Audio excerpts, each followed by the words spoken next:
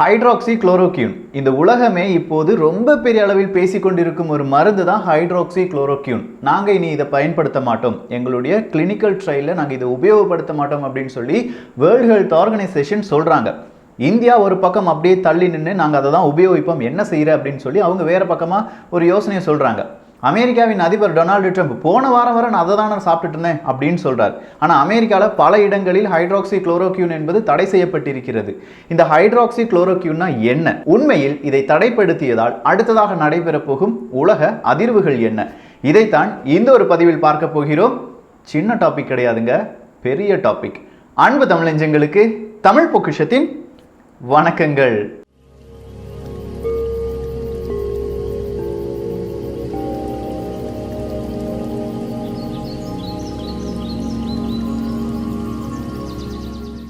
கூட்டு களவாணிகள் அப்படின்னு சொல்ற ஒரு வார்த்தையை நம்ம கேள்விப்பட்டிருப்போம். இரண்டு நபர்கள் கூட்டாக சேர்ந்து ஒரு களவாணித்தனத்தில் ஈடுபட்டால் அதுதான் கூட்டு களவாணிகள். இந்த இரண்டு கூட்டு களவாணிகள் யார் அப்படின்னு கேட்டீங்கன்னா, ஒன்று தெய்வ குழந்தை, இன்னொன்று அந்தோனி ஃபாசி அப்படிங்கிற வேறொரு குழந்தை இருக்கு. இந்த உலகத்தை அவர்களுடைய கட்டுப்பாட்டுக்குள் கொண்டு வர வேண்டும் அப்படின்னு சொல்லி எண்ணும் பல நபர்களில் இந்த இரண்டு நபர்களும் அடங்குவார்கள். அவ்வளவுதான். டொனால்டு ட்ரம்ப் அவர்கள் மீடியாவில் பேசுவதை விட இந்த அந்தோனி ஃபாசி அப்படிங்கிறவர் ரொம்ப அதிகமாக பேசுவார். அவர் அமெரிக்காவில் ஃபுட் அண்ட் ட்ரக் அட்மினிஸ்ட்ரேட்டருடைய ஒரு டைரக்டராகவோ உயர் பதவியில் இருக்கார் அப்படின்னு வச்சுக்கோங்களேன்.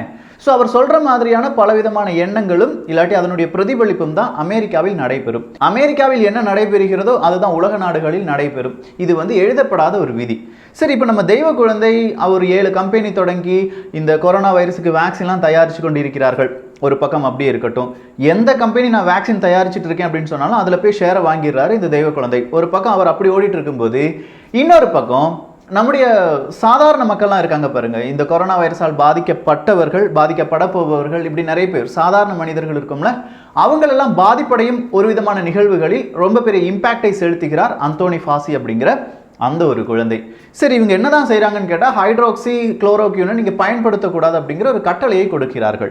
மறைமுகமான கட்டளை தான். அந்த கட்டளையை யார் ஏற்றுக்கொள்கிறார்கள்? நம்ம world health organisation.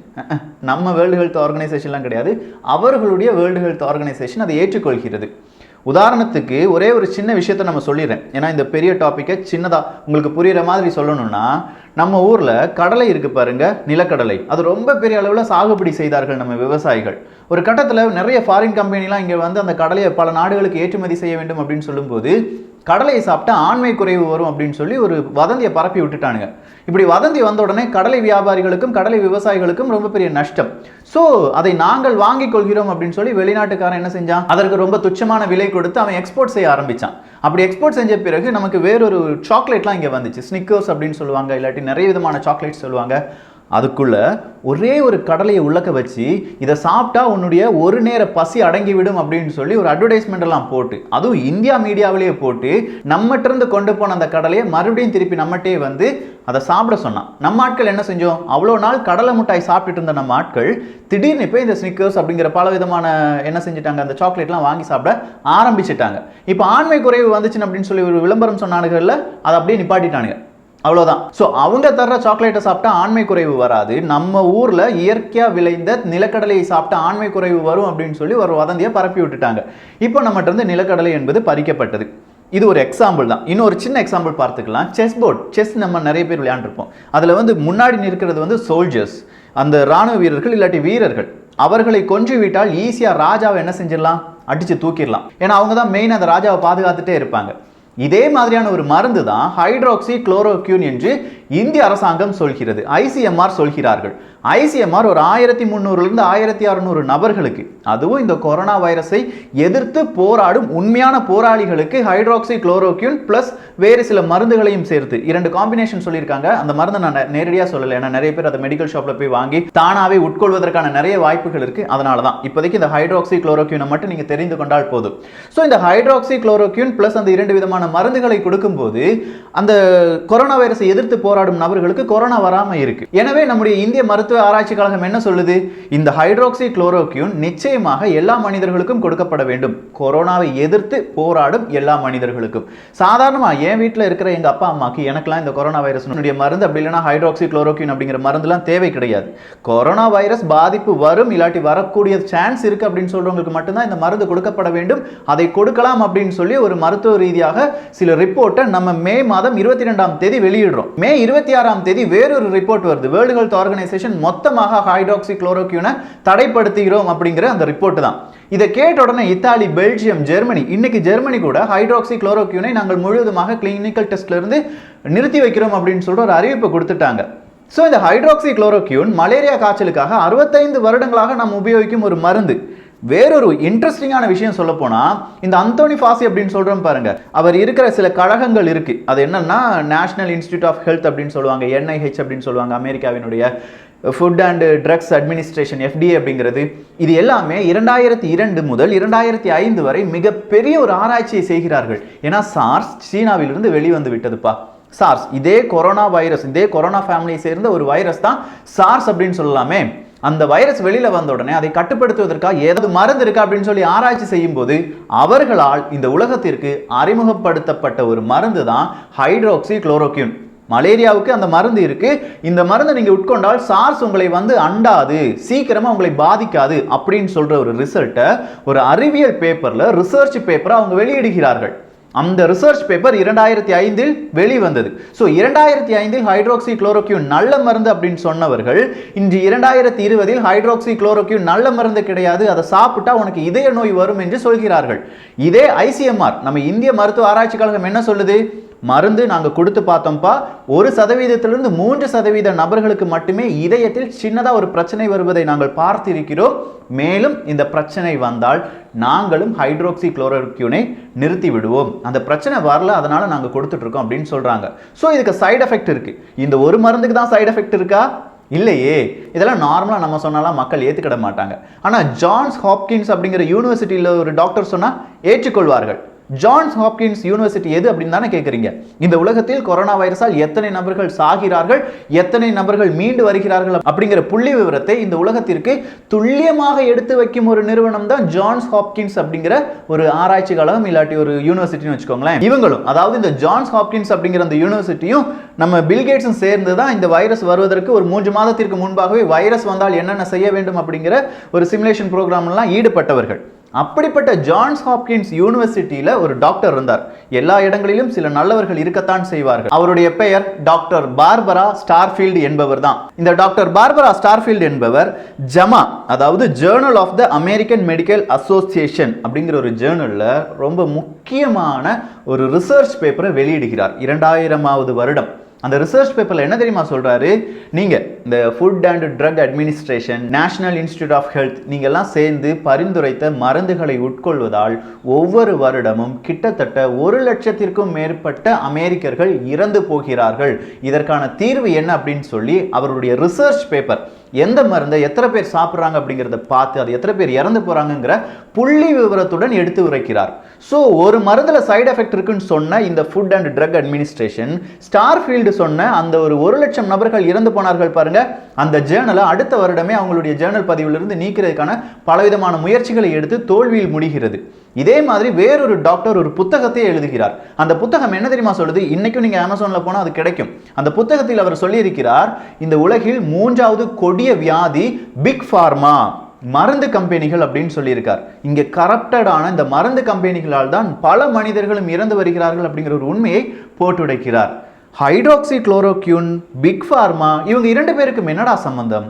Hydroxy chloroquine என்பது இந்த கொரோனா வைரஸ் வருவதை கொஞ்சமா தடுக்கக்கூடிய ஒரு மருந்து. ஸோ ஒரு ப்ராப்ளம் இல்லாட்டி ஒரு பிரச்சனை நம்ம உடம்புல நோயா வந்துருச்சுன்னா அதை 3 ஸ்டேஜாக பிரிப்பாங்க. ஏர்லி ஸ்டேஜ், அது நடைபெறும் ஸ்டேஜ், அடுத்ததாக கொஞ்சம் லேட் ஸ்டேஜ் அப்படின்னு சொல்லுவாங்க. உதாரணத்துக்கு ஒரு ஆக்சிடென்ட்லாம் நடந்துச்சுன்னா கொஞ்சம் முன்னாடி நீங்கள் கொண்டு வந்திருந்தீங்கன்னா இவரை நாங்கள் காப்பாற்றிருப்போம் அப்படிங்கிற டயலாக் பல சினிமாவில் நம்ம கேள்விப்பட்டிருப்போம். இதே மாதிரி தான் ஒரு கொரோனா வைரஸ் நம்ம உடம்பை தாக்குவதற்கு முன்பாக அது நம்ம உடம்புல வர்றதுக்கு ரொம்ப ட்ரை பண்ணும். அப்படி வரவிடாமல் தடுக்கும் ஒரு மருந்தாக ஹைட்ராக்சி குளோரோக்யூனை பயன்படுத்தலாம் என்பது தான் வேர்ல்டு ஹெல்த் ஆர்கனைசேஷனுடையதும் ICMR-னுடையதும் இல்லாட்டி இந்த உலக நாடுகளில் நடந்த பலவிதமான ஆராய்ச்சிகளுடைய முடிவாக போன மாதம் வரை இருந்தது. ஸோ ஹைட்ராக்சி குளோரோக்யூனை சாப்பிட்டா கொரோனா வருவது தடுக்கப்படும். ஆனா இப்போ கொரோனா வருவது தடுக்கப்பட்டால் மறுபடியும் நிறைய பேருக்கு கொரோனா வராம இருந்துருமே. அப்படின்னா இந்த வேக்சின்லாம் தயாரித்தார்கள்னா யார்கிட்ட போய் விற்பனை செய்வது? கேள்வி. பில்கேட்ஸ் தெய்வ குழந்தை மனதில் எழுந்த ஒரு கேள்வி. இந்த கேள்விக்காக அவர் என்ன செஞ்சிருப்பார்? அவர் இல்ல, அவரே மாதிரி நிறைய பேர். இது பில்கேட்ஸ் தான் செஞ்சார் நான் சொல்லல, அவரே மாதிரி நிறைய பேர் இருக்காங்க. அந்த லான்செட் அப்படிங்கிற ஒரு ஜேர்னல், அதாவது அறிவியல் சாதகமாக நிறைய ரிசர்ச்லாம் பேப்பர் எல்லாமே, ரிசர்ச் பேப்பர் எல்லாமே வெளியிடக்கூடிய ஒரு நிறுவனம், ஒரு அமைப்புன்னு வச்சுக்கோங்களேன். அந்த லான்செட் அமைப்பில் ஒரு பேப்பர் வந்து வெளியாகுது. அந்த பேப்பரை ரிசர்ச் எப்போ இருந்து செய்ய தொடங்கினாங்க தெரியுமா? ஏப்ரல்ல இருந்து தான். வெறும் ஒரு மாதத்தில் ஒரு ரிசர்ச் செய்யப்பட்டு அந்த ரிசர்ச் வழியாக ஹைட்ராக்சி குளோரோக்யூன் நல்லதில்லை அப்படின்னு சொல்ற ஒரு பேப்பர் பப்ளிஷ் செய்யப்படுகிறது. அந்த பப்ளிஷ் யாருக்கு போகுது? வேர்ல்டு ஹெல்த் ஆர்கனைசேஷனுக்கு போகுது. உடனே வேர்ல்டு ஹெல்த் ஆர்கனைசேஷன் லான்செட்ல இப்படி ஒரு பப்ளிஷ், ஒரு ரிசர்ச் பேப்பர் வெளியில வந்துருச்சு, எனவே நம்ம ஹைட்ராக்சி குளோரோக்யூனை பயன்படுத்தக்கூடாது. எப்படி இருக்கு பாருங்க. இந்த ஹைட்ராக்சி குளோரோக்யூன் இந்தியா தான் ரொம்ப பெரிய அளவில் தயாரிக்கிறார்கள். சாதாரண மனிதர்களுக்கும் கிடைக்கும் விலையில் இருக்கும் ஒரு மருந்து தான் ஹைட்ராக்சி குளோரோக்யூன். அவ்வளோதான், வேற எதுவுமே கிடையாது. ஸோ இந்த ஹைட்ராக்சி குளோரோக்யூனை நிப்பாட்டிட்டோம்னா நம்ம செஸ் போர்டில் இருந்த அந்த சோல்ஜர்ஸ் இருக்காங்க பாருங்க, ராணுவ வீரர்கள், உள்ள எதிரி வராமல் தடுக்கக்கூடிய ராணுவ வீரர்களை ஈஸியாக கொஞ்சம் குவித்து விடலாம். கொஞ்சிட்டார்கள். ஸோ நம்ம சொன்ன முதல்ல அந்த நிலக்கடலினுடைய கதையை கொஞ்சம் கூட அப்படியே ரீவைண்ட் பண்ணி பாருங்க. தம்பி நிலக்கடலை சாப்பிட்டா ஆண்மை குறைந்துடும், தம்பி ஹைட்ராக்சி குளோரோக்யூனை சாப்பிட்டா உனக்கு ஹார்ட் டிசீஸ் வந்துடும், சாப்பிடாத. அப்படின்னா நீ எந்தெந்த மருந்துக்கு இப்போ ரிசர்ச் செஞ்சுட்டு இருக்க? கிளினிக்கல் ரிசர்ச் செஞ்சுட்டு இருக்க. ஆக்ஸ்போர்ட் யூனிவர்சிட்டி ஒரு மருந்தை கண்டுபிடிச்சிட்டாங்கன்னு சொன்னாங்களே, அது என்னாச்சு? குரங்குக்கு போட்டப்போ சரியா இருந்துச்சு, இப்போ நான் மறுபடியும் குரங்குக்கு இந்த கொரோனா பாதிச்சிருச்சு, அது பாதியில் நிற்கிது. அப்படின்னா யார் தான் அதை கண்டுபிடிக்க போறாங்க? பெரிய பெரிய மருந்து நிறுவனங்கள் எல்லாமே ஈடுபட்டு கொண்டிருக்கிறது. அந்த மருந்து நிறுவனங்கள் கண்டுபிடிக்கும் மருந்து ஹைட்ராக்சி குளோரோக்யூன் அளவுக்கு விலை குறைந்ததாக இருக்குமா? இல்லை, 100ல இருந்து 120% விலை கூடுதலாக இருக்கும். ஒரு மருந்து, ஒரு டோஸுக்கு விலை அவ்வளோ கூடுதலாக இருக்கும் அப்படின்னு சொல்றாங்க. ஸோ அவ்வளோ கூடுதலாக இருக்கிற மருந்து எப்படி சாதாரண மக்களால் வாங்க முடியும்? அதை வாங்கினாதான் நல்லா இருக்கும்பா, இல்லாட்டி உனக்கு செகண்ட் ஸ்டேஜ் வந்துடும், தேர்ட் ஸ்டேஜ் வந்துடும் அப்படின்னு சொல்லி நம்மளை ப்ரூடா விட்டு விட்டு விட்டு கடைசியாக நம்மளை என்ன செஞ்சிருவானுங்க? சாகாமல் அப்படி வீட்டுக்குள்ளேயே வச்சு புதைச்சிருவானுங்க. பயத்தை காண்பித்து காண்பித்து கொரோனா வைரஸ் இப்படிதான்ப்பா, அப்படி வந்துடும், வெளியில வந்துடும், அப்படி வந்துடும் அப்படின்னு சொல்லி இதே நீ தான் சொல்லிட்டு இல்லை, கொரோனா வைரஸோடு வாழ பழகி கொள்ளுங்கள். சாதாரணமாக காய்ச்சல், ஜலதோஷம், மலேரியா, டெங்கு மாதிரி, டெங்குவே நம்ம பார்த்துட்டோம். இதே மாதிரியான ஒரு நோயாக இருக்க போகிறது, அதனுடன் வாழ பழகி கொள்ளுங்கள். மாஸ்க் போட சொல்லியிருக்கீங்க, போன உடனே கை கழுவணும்னு சொல்லியிருக்கீங்க, இதெல்லாம் மக்கள் செய்து கொண்டு தான் இருக்கிறார்கள். ஸோ இந்த இறப்பு விகிதமும் கரெக்டான ஒரு மதிப்பை சொல்றாங்களா அப்படின்னு கேட்டால் இல்லை. மாரடைப்பு வந்தவனையும் அதே மாதிரி சாதாரணமாக இயற்கை எய்தியவர்களையும் அவர்கள் கொரோனா வைரஸ் லிஸ்ட்ல போட்டு உடனே வேக்சின் கண்டுபிடிக்கணும் அப்படின்னு சொல்லி உலக நாடுகளில் இருக்கும் அனைத்து மக்களுக்கும் வேக்சின் போட்டே ஆகணும். ஆர்மி ஒரு 50 கோடி ஸ்ட்ரெஞ்செல்லாம் வாங்கி தயாராக நிற்கிறார்கள். இந்த உலகம் எதை நோக்கி செல்கிறது? உங்க லாபத்துக்காக ஹைட்ராக்சி குளோரோக்யூன் அப்படிங்கிற ஒரு மருந்தை மறுபடியும் நீங்க ரிசர்ச் பண்ணி, இல்லாட்டி அதுல இப்போ சிங்கு சேர்த்திருக்காங்களா, வேற ஏதாவது ஒரு காம்பினேஷனை போட்டா அது மக்களுக்கு சரியாக வருமா என்று நீங்கள் ரிசர்ச் செய்து பார்த்திருக்க வேண்டும். அதை விட்டு விட்டு இதை விட கொடிய மருந்தை எல்லாமே ரிசர்ச் பண்றதுக்கு அனுமதி கொடுத்த வேர்ல்டு ஹெல்த் ஆர்கனைசேஷன் அதை பத்தி லான்செட்ல எந்த விதமான ரிசர்ச் பேப்பரும் வெளியில வரல. ஸோ இங்கே பலவிதமான அரசியல் நம்மை சுற்றி நடைபெற்று கொண்டுதான் இருக்கிறது. இந்தியா இதிலிருந்து விழிப்புடன் செயல்பட்டு நாங்கள் ஹைட்ராக்சி குளோரோக்யூன் யூஸ் பண்ணுவோம்னு சொல்லியிருக்காங்க. இதனால் இந்தியாவுக்கு நிறைய விதமான ப்ரெஷர்ஸ் வருவதற்கான வாய்ப்புகள் இருக்குது. சொல்ல முடியாது, இன்னும் 1-2 வாரங்களில் இந்தியா கூட நாங்களும் ஹைட்ராக்சி குளோரோக்யூன்லேருந்து கொஞ்சம் விடுதலை வாங்குகிறோம், எங்களுக்கும் இது தேவையில்லை அப்படின்னு சொன்னால் கூட வியப்படைவதற்கு ஒன்றும் கிடையாது. ஏன்னா அந்த அளவுக்கு நமக்கு ப்ரெஷர் வருவதற்கான வாய்ப்புகள் இருக்குது. கொஞ்சம் விழிப்புடன் இந்தியா இருந்து கொண்டுதான் இருக்கிறது. அதை வீழ்த்துவதற்கு பலவிதமான சக்திகள் நின்று கொண்டுதான் இருக்கிறது. பார்க்கலாம் இந்த உலக அரசியலில் அடுத்த கட்ட நகர்வு என்னதாக இருக்கும் அப்படின்னு சொல்லி. ஸோ நீங்க ஜஸ்ட் சர்ச் பண்ணி பாருங்க, ஹைட்ராக்சி குளோரோக்யூன் 2005 ஒப்புதல் செய்யப்பட்டு 2020 வரை பயன்படுத்தப்பட்ட ஒரு மருந்தை 2020 நீ பயன்படுத்தக்கூடாது அப்படின்னு சொல்லும்போது, அப்போ இவ்வளவு நாள் பயன்படுத்திய மருந்தை என்ன சொல்வது? அதை யார் தட்டி கேட்பது? அதற்கு யாரிடமும் பதில் கிடையாது. அதை ஒப்புதல் அளித்த ஃபுட் அண்ட் ட்ரக் அட்மினிஸ்ட்ரேஷனை என்ன சொல்லுவீங்க? இதுக்கு பின்னாடி யூனிவர்சிட்டியில் ரொம்ப பெரிய ரிசர்ச்லாம் நடந்தது. பல நாடுகள் ஹைட்ராக்சி குளோரோக்யூன் நல்லது அப்படின்னு சொல்லி இப்பவும் அவங்களுடைய சர்டிபிகேட்டை கொடுக்குறாங்களே, இதெல்லாம் ஏன் உலக அரசியல் இல்லாட்டி இந்த மாதிரியான மகா பிரபுக்கள், இந்த குழந்தைகள் ஏன் தடுக்கிறார்கள்? உண்மையில் அவர்களுக்கு லாபம் மட்டும்தான் அவர்களுடைய எண்ணமாக இருக்கிறதா? மக்களுடைய உடல் நலம் குறித்து அவர்களுக்கு எந்தவித சிந்தனையும் கிடையாதா? இந்த கேள்விகளுக்கான விடையை நீங்களும் தேடிச் செல்லுங்கள். நிச்சயம் உங்களுக்கும் பலவிதமான அதிர்ச்சிகள் காத்திருக்கின்றன.